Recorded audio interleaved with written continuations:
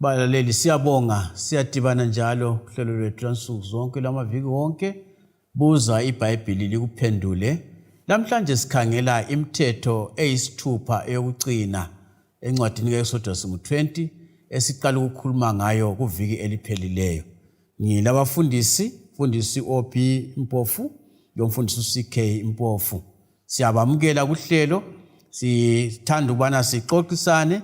Sikhangela ngokuqala ukuthi lo ubudlelwano phakathi kwethu labanye abantu. Ngithanda abafundisi sikhangele umthetho omkhulu sike sawukhuluma kuviki eliphelileyo. Ake siuphinde ngamafitshane akudinga ukuthi siubalile. Siyabonga. Sikhangela lapha ku Matthew 22 iverse 37 siya ku 40.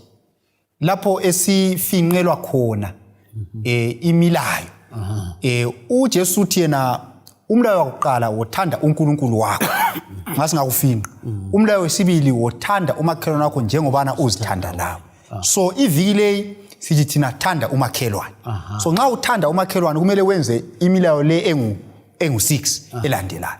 Njengobana iviki ephelileyo sithe nxa uthanda uNkulunkulu kumele wenze leyana engu4 eyakuqala. Siyabonga mfundisi. Mbonani kucacile. Xa sikhangela umthetho othi wona osihlanu kanje siwuthola ngapi? Siyabonga mfundisi. Umthetho wesihlanu siwuthola kuExodus 20 iverse ngelika 12. IBhayibheli lithi lona ke hlonipha uyihlo lonyoko ukuze zibe zinengi insuku zakho zokuhamba kwakho elizweni ekunika lona inkosi uNkulunkulu wakho. Lo umthetho yiwo umthetho wakuqala lo wokugcina olesithembiso lapha emhlabeni nasemhlabeni ozayo, ikakhulu ngokuhlonipha abazali. So ke njengoba ke sichila ukuthi imithetho leyi ikhangelane ubudlelwano bomuntu lomuntu. So umlando wakuqala oqhakathekileyo okumele siunanzelele balaleli ikuhlonipha abazali, ikuhlonipha abantu abadala, ikuhlonipha abathungameli. Singakwenelisa konke khona lokhu sizananzelela ukuthi inhlonipho izaba ikhona endaweni zethu zonke, esigabeni zethu zonke ngokugcwala kwazo. Kulezi insuku inhlonipho kayisekho ngenxa yokungalandelwa kwalomthetho othi ukuthi kumele sihloniphe abazali, sihloniphe abathungameli, sihloniphe abantu abadala. Mfundisi, nxa ukhuluma ngabazali angithi bakhona sebengabazali labo abalabazali. Siyabonga. Mbonani kumele kuchasiseke kuzwakale khona ukuthi bakhona asebengabazali labo belabazali. Siyabonga mfundisi. Khonoko kuliqiniso ukuthi wonke umuntu omdala kulawe ikakhulu kulabo asengabazali abangabazali. Thina sonke lapha silapha sesingabazali. Kodwa ke silabo abazali abasizalayo. Kuqhakathekile ukuthi sibahloniphe. uNkulunkulu uthembisile ukuthi uza kwengezelela insuku zethu zokuphila xa sikwenza lapha emhlabeni nomhlabeni ozayo. Enxa ubungathi ngamafitshane ukubahlonipha nxa sesibadala kanje kutshona. Ukubahlonipha nxa sesibadala kanje kuthi ukuthi kumele sibanakakele ngoba kabasayenelisi ukuthi bazenzele izinto ezinengi. So kwakumelanga sibakhohlwe ngoba sebebadala. So kumele ukuthi sibanakakele nxa bedinga izembatho ezigudumalayo, ukudla lakho konke abakudingayo sibancedise ebudaleni babo. Suchasisile mfundisi. Kungenzakala yini ukuthi izisuku zabanye ziyaqunywa ngenxa yokuthi abalandeli khona okubhalwe khona? Khonoko kuliqiniso ngokutsho kweBhayibheli mfundisi wami. Siyabonga. Umthetho wesihlanu angithi? Yebo. Kulo wesithupha. Owesithupha uthini? Siyabonga. NguExodus 20 iverse 13. IBhayibheli lithi yona ungabulali. So ukubulala ke kuzindlela ezithiyetheneyo. Okwakuqala indlela le esegcekeni esiyaziyo le ukuthi uyabulala umuntu ngokumtshaya kumbe umgamule ngenhloko kumbe umdubule ngomgogo. Ngokhayini umbulalo wokuqala. Angikholwa ukuthi khona umbulalo wagongota umfowabo. Umbulalo wokuqala emhlabeni. Kunjalo ba. Bese sikhangela ke kulezi indlela zokubulala ezingathi zicachile abantu abaningi abangazinanzeleliyo. Enye yakhona yakhulunywa nguJesu lapha kuMateyu 5 iverse 21 lo 22. Ithi yona lizwile ukuthi kwathiwa kwabasendulo ungabulali. Ilo lalo obulalayo uza kuba lecala lokuthonisiswa. Kodwa mina ngithi kini, ilo lalo othukuthelela umfowabo uza kuba lecala lokuthonisiswa. Lothuka umfowabo uza kuba lecala emphakathini. lotsho ukuthi sithutha ndini uzakuba lecala lokuphoselwa esihogweni somlilo.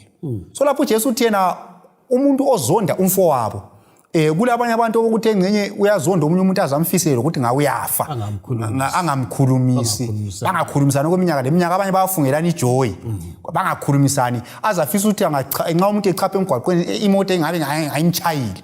So uJesu uthi yena ozonda umfowabo ungumbulali. Ungafunda futhi uJohana oqala ngo3 ivesi ngo13 usiya ku18. iBhayibheli lihle kube kucace ithi akulambulalo zangena ezulwini. Ozonda umfowabo ungumbulali. Njalo ozonda umfowabo usemnyameni kakangeni ngaphi ekukhanyeni futhi kakwazi lapha yakhona. Ibi sikucacisa futhi ukuthi lobona omunye umuntu eswela impahla zakulomhlaba kumbe elendingeko yena elakho ukuthi angamnceda abeseyekela ufana lombulali. So iBhayibheli lapha isivezela ukuthi ukubulala ayisikho lokho esikujayileyo thina. Hayi kuyedlula lokho kujulile ukwedlula lapho. So umbuzo khona ukuthi mina akukho yini umuntu engimzondayo kumbe wena mlaleli akukho yini umuntu omzondayo. Phela umunye umuntu angathi vela mbulali mina angaze ngikongoda umuntu angaze ngidubula umuntu kodwa iBhayibheli lithi ozonda umfowabo ungumbulali. Ngenye indlela mfundisi khonapho uhluku uhlanganise ukuthi umthetho uyaveza ukuthi isono siqala ngapi. Yes. Umuntu ungakamqinyi uqala engqondweni uqala inzondo. Yes. Ube ungaba lenzondo inzondo liyani ngaphindwa isisiba yini izenzo ube usuyambulala. Then okunye esingawugcizelela kulezinye izenzo esizenzayo ngingani thatha isibonelo sokuthatha izidakamizo kumbe ikubhema kumbe ikunatha izinto ezilimaza umzimba. Izinto ezinjalo zifana lama slow poison. So ukuthi yikwephula futhi umthetho lo othi ungabulali ngoba ngizibulala mbijana ngokudla into elimaza umzimba ezaphetha ingibulele ekucineni. Mfundisi umthetho lokuthi uyahamba kanjani kunjalo ngoba sokusiya lokuqhakatheka kwempilo wathi sanctity of life. Yes. Impilo ayisiyo yethu. Yes. Impilo iqhakathekile kumele igcinwe kuhle umoya ukuthatha impilo kunjalo eyakhe le abanye abantu kunjalo. Asiyeni kumthetho wesingaki lo wesikhombisa.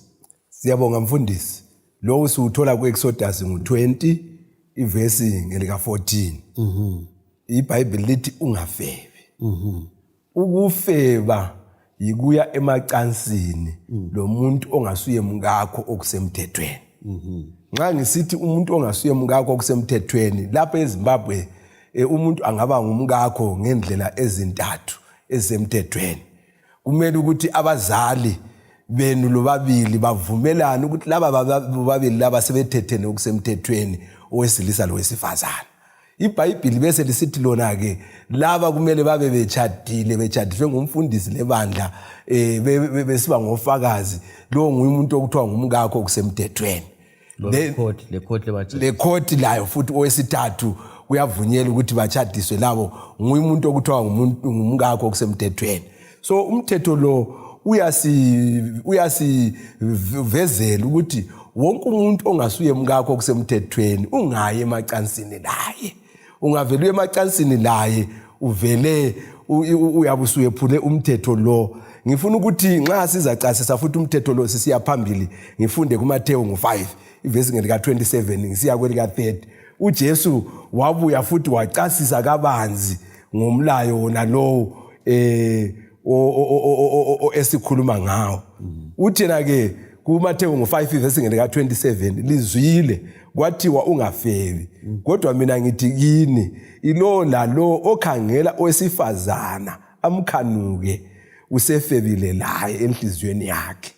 Uba ilihlo lakho lokunene likukhubekisa likhuphe ulilahle ngoba kungcono kuwe ukuba kubhubhe sibe sinye sezitho zakho kunokuba wonke umzimba wakho uphoselwe esihogweni. Uba isandla sakho sokunene sikukhubekisa siqume usilahle ngoba kungcono kuwe ukuba kubhubhe sibe sinye sezitho zakho kunokuba wonke umzimba wakho uphoselwe esihogweni. Ngamanye amazwi lesisono laso futhi siqalisela engqondweni lasenhlizweni. Ungavela ukhangele uhawukele umuntu ongasuye mngakho iBhayibheli lithi lake uyabe usufebile. Ngifuna ukuthi engxenye ngiye esigabeni esingani ngabaleki kakhulu mfundisi ukuthi ungakhangeli kakhulu. anti ungakhangela ubone ukuthi kakulunganga ungabuyeli ekhangela futhi kunjalo mfundisi bese ngisithi futhi mfundisi kuba kuhle ukuthi ikakhulu kwabanye bethu abesifazana indlela abagqoka ngayo kayingenzi ukuthi abantu bakhangele baphinde bakhangele bagcine besona ngoba bangaki oza kwenza ukuthi bafebe ngenxa yendlela oyabugqoke ngayo. Siyabonga mfundisi. Ichasise njalo ukuthi angithi umuntu othetheyo kanamathele kumkakhe. Kunjalo mfundisi. Sikuchasise khona kube nguye yedwa. Awakuvunyelwa kungaba intombi yakho as long as kungakenziwa isigaba lezi esisikhulumileyo semthethweni eZimbabwe. Kawuvunyelwa ukuya emacansini laye. Futhi ngingezelele khona phana mfundisi. Bakhona abanye abafuna ukuthi basuthise inkanuko zokuya emacansini enguye yedwa. Khonokho ke lakho futhi iBhayibheli kalikuvumele. Ngiyabonga. Kuqhakathekile ke mfundisi ukuchasisela kakhulu abatsha ukuthi nxa ungakachati. Nxa ungakachati imvumo kayikho. Kunjalo mfundisi. Imvumo kayikho emntwini ongachatanga. Asikhangeleni umthetho wesishiyagalombili wesi-8. Yes. Siyabonga. Umthetho wesi-8 usitshela ukuthi ungebi kumbe ungantshontshi. Kutsho iBhayibheli lapha. So ukuntshontsha lakho kule ndlela ezinenginengi. Kulalokhu nje esikujayeleyo okwansuku zonke ukuthi umuntu uyathatha into engasiyo yakhe ngokusegcekeni. Khona ke sikwaziyo. So lapha iBhayibheli ungakadluli bakhona abasebenzi baphila ngakho. Sibili kunjalo umsebenzi wabo kodwa iprofession. Batsho njalo abanye. Batsho njalo. So lapha iBhayibheli ungantshontshi laloba abantu bayakubona kumbe kabakubona. Abanye babe lomthetho ukuthi ukutshontsha kakubi kodwa kubi kubanjwa. Kodwa iBhayibheli lapha ithi okubi ukutshontsha. Hayikhona ukuthi ubanjwe kumbe kawubanjwanga. So yikho kwaliwa iBhayibheli. Then bese kusiba lezi zinye indlela esezivame kulezi insuku. Ungakhithi mfundisi ukuthatha into engasiyo yakho. Ungela mvumo. Ibusela. So iBhayibheli yabe sikuphikisa khonokho. Bese kusiza okunye ke ukutshontsha osokuvame kulezi insuku okungathi kakukho egcekeni kodwa khona kuyikuntshontsha. Isibonelo yilokho abakuthi yibribery. Ukufumbathisa. iBhayibheli yakwala khonokho ukuthi ukufumbathisa. Isivala mlomo ukuthi kulento okungamelanga uyenze engekho emthethweni kodwa usuyiyenza wena usufumbathisa omunye okumele ukuthi ngabe uyakukhuza kuleyo nto. So usuthatha into ongamelanga ukuthi ngabe uyayiphiwa awulalungelo layo ikucatsha yikho sucatsha. So ukuthi lapha indaba le eyokufumbathisa imali yibusela. So iBhayibheli kayivumelani lakho. Then enye indaba kulabanye abantu abasebenza emahofisini abatshontsha ngokufaka ama-signature kumbe lokubhala phansi. Abanye bahlakaniphile ukuthi bayakwanisa ukubhala phansi bebalance izinto zakhona ngendlela yokuthi abangeke babanjwa ukuthi batshontshe kodwa uyabe kwazi ukuthi uhlanganise njani wasayisayina wabhalabhala. iBhayibheli yakho khonokho futhi njani iyakwala. Bese kusiza okunye osokugcwele futhi kulezi insuku kulezi zinto lezi okuthiwa ngama copyrights ukuthi abantu nxa kumbe ikuhlabela umuntu eproduce izingoma bese ngisebenzisa ingqondo zakhe ngingakhulumi ukuthi nguthethe kuye sengisenza ingathi ngokwami. So sengitshontshe into engasoyami laphana ngayisebenzisa sengathi ngeyami. Abanye bazuze imali ngakho. Lokunye okuthiwa yiplagiarism ukuthi umuntu uyathatha izilobo zomunye umuntu engasakhuluma ukuthi hayi into le ngiyithethe endaweni ethile. Abanye bayabhala amabhuku ngakho khonokho ethethe izinto zomunye umuntu wazenza sengathi ngezakhe. Labo futhi bona lokho yibusela. So kuyimihlobohlobo echiyeneyo kodwa iBhayibheli yasicebisa lapho ukuthi singantshontshi.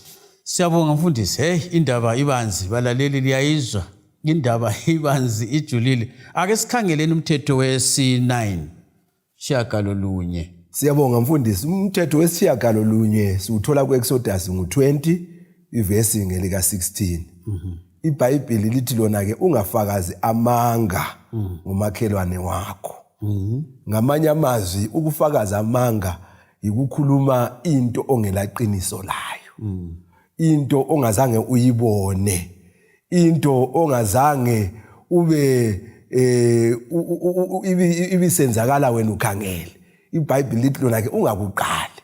Kakula ndaba ukuthi kwenziwe ngubani, kungaba ngumkakho, kungaba ngumntanakho, kungaba isihlobo sakho, kungaba ngumakhelwane wakho. Nxa ubungakubonanga ungawufakazi ungakhulumi ngakho. iBhayibheli vele lona likubeke kwacaca. Ungaya kumanani ukuthi eBhayibhelini kwakuthiwa umuntu ulahlwa ngabofakazi abathathu. Uzananzelela ke ukuthi nxa okuwenza ukuthi iBhayibheli lithi ungafakaza amanga uza kwenza ukuthi omunye umuntu agwetshelwe into angayenzanga ngenxa yokuthi wena uyabufakaze izinto ongazibonanga angazenzanga. Futhi ngifuna ukuthi khonapho sinanzelele okuke kwathintwa ngumfundisi umpofu OB ukuthi abanye abantu bayafunjathiswa bese kusithi wena hamba uyefakaza into ongayibonanga. Bakwenza ngesikhathi sika Jesu abaFarisi befuna ukuthi uJesu ayebethelwa. Bakwenza futhi ivini ekuvukeni kwakhe babhadala ukuthi baqamba amanga ukuthi abafundi bamtshontshile. Konke khona lokho yikufakaza amanga. Fundisa into ekhulumayo abakhumbulayo labalaleli ngesikhathi sempi. Kulabantu abaningi abafayo. Kunjalo mfundisi. Uthiwa bani ngumthengisi, bani yilokhu lalokhu. Amakhelwane bemzonda.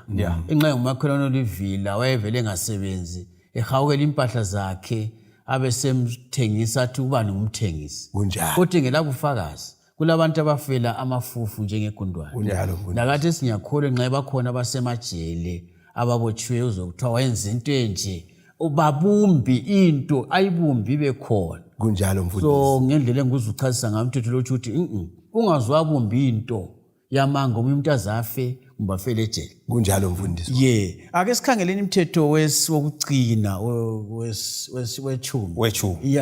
Siyabonga. Okay. Umthetho wechumi lapha kweExodus 20 ivesi 17 uthi wona. Ungabi lomhawu kumbe unganqwaneli indlu kamakhelwane wakho. Lomkakhe, lenceku yakhe, lencekukazi yakhe, lenkabi yakhe, lowabhemi wakhe. Laloba kuyini okungokamakhelwane wakho. So iBhayibheli lapha ikhuza ukunxwanela. Ayikhatshana mfundisi makhelwane anti asitsho ukuthi kuphela oyakhelane laye. Bedlula lokho. iBhayibheli ifundisa ukuthi omakhelwane bangaba izigaba ezintathu. Uma omakhelwane ngabantu bemuli yami enhlala lapho. Omakhelwane abaseduze kusukela kumkami labantwana. Lesihlobo zami. Bese kusiza umakhelwane lo esakhelane eduze. Bese kusiza umakhelwane okuthiwa ngufar away neighbor abanye bonke abantu. Kumbe ngumuntu ongapi umakhelwane wami elungeze kungayisimi. So iBhayibheli lithi singanxwaneli. Uhawukela ukunqanela. Kuyahambelana. Ungahawukeli. Masingakubeka ngolimi olulula. Esikhiwe ikhuluma ngecovetousness. Ukuhawukela. So isono lesi sokuhawukela esomhawu yiso esizala zonke izono. Lobuthakathi ngoba abathakathi sasizwe lapha kuthiwa umuntu uyabehawukela into zabanye wazwafisa ukuthi abathathele bona bengaboni kumbaza ababulala. So even labantu abalwa izimpi kusuka emhawini abanye bahawukela into zabanye. Even umuntu obulalayo, even umuntu ofebayo kusuka emhawini. So lapha iBhayibheli yasikhuza ukuthi singahawukeli ongokamakhelwane kumbe indlu yakhe kumbe umuzi wakhe kumbe ngumkakhe kumbe yinotho yakhe kumbe imfuyo yakhe. Singahawukeli ngoba kungavela ukuvumele khonokho uyaqalisa ukuzonda umakhelwane, uyaqalisa ukufisa ukuthi ngabo mfundisi nxa umoto yakho inhle kumbe umkakhe emuhle. iBhayibheli lithi unganxwaneli. Ungamhawukeli. Kodwa ngathi ukuthi umkakho omuhle. Lapho mfundisi ubona ngathi uyabuzuhambe kakhulu. Engcenye nxa kuyimota ungasho ukuthi imota ihle. Kodwa lapho kumkami ngibona ngathi mfundisi ke ungasavumi. So imota ungayi-appreciate ukuthi hayi inhle. Kodwa bakhona futhi abanye abathi inhle ngenxa ukuthi bazubuhlungu ngaphakathi. Abanye sasibone nxa bebona abanye abantwana bethumeza izinto bethumezela umzali wabo. Kuba lomhawu khonapho. So qayisa indaba zokulwana lendaba zokubulalana. Lendaba zokufakelana ipoison. Kusuka ngaphi emhawini. So uNkulunkulu lapha usikhuthaza ukuthi sisuthiseke ngalokho esilakho. Nxa ukuthi sifuna okunye kumele sisebenze ngezandla zethu. Futhi nxa umuntu ephumelela singamyenzela umhawa simsekele nini. Abantu abaningi kuyasehlula khonokho. Ukuthi nxa umuntu ephumelela asimsekele abanye siyamfakela imigoqo. Kukanti nxa umakhelwane wami ephumelela kuhle ngimsekele. Nxa kulento engamenzele yona ukuthi ngimsekele ukuthi ephumelele ngimenzele lana. Sifunde ukusekelana lokukhuthazana ukuthi siphumelele ngoba ukuphumelela komunye yikuphumelela kwami. Indaba leyo ekhuluma ngomfundisi womhawu iyahlupha. Ngoba ungathenga imota enhle mina bese ngiyibona ngiyathi imoto yakho ukuthi imnyama imhlophe. Kuyikuthi ngumhawu ngibona into ekhulumayo ukuthi kuhle ukuthi ngibuka into eyenzileyo.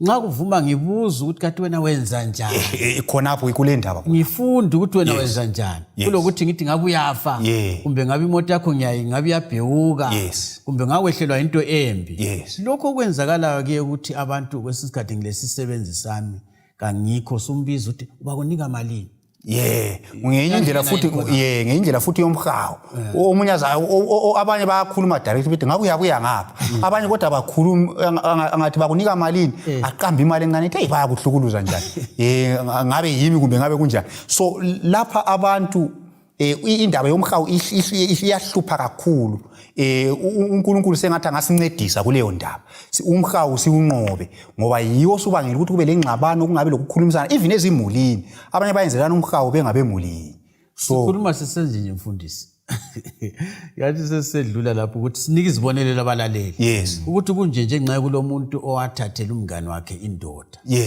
wabe ngabangane kunjalo kodwa wayihawukela indoda leyana waze wayithatha yena so kule ngxabano kungena khonapho yini kuyangena kakhulu sibili abanye baze bakhulume kubi ngabanye abantu ukuthi uzibani uyaloya engumuntu uphumelele nje ibusiness yakhe iyahamba sokuthi awuzibani uyaloya ngoba yena kuyamehlula lona omunye uyaphumelela so kulento eziningi ezihamba lomhawu okumele ukuthi sizikhulekele ukuba sizinqobe balaleli ngithemba ukuthi kuyacaca ukuthi uNkulunkulu wasinika imithetho le athi ukuthi ibe ijele kumbe isithwalisa amagabha avuzayo wasinikela ukuthi sivikele siphilisane kahle omunye komunye vikela imthatho yethu vikela imizi yethu ivikela abantu bethu ivikela omakhelwane bethu lempahla zethu sizakuxoxa sisiya phambili sijula ngalindaba kodwa sizama ukugcizelela lokuchasisa ukuthi kungani uNkulunkulu wasinika imithetho eli10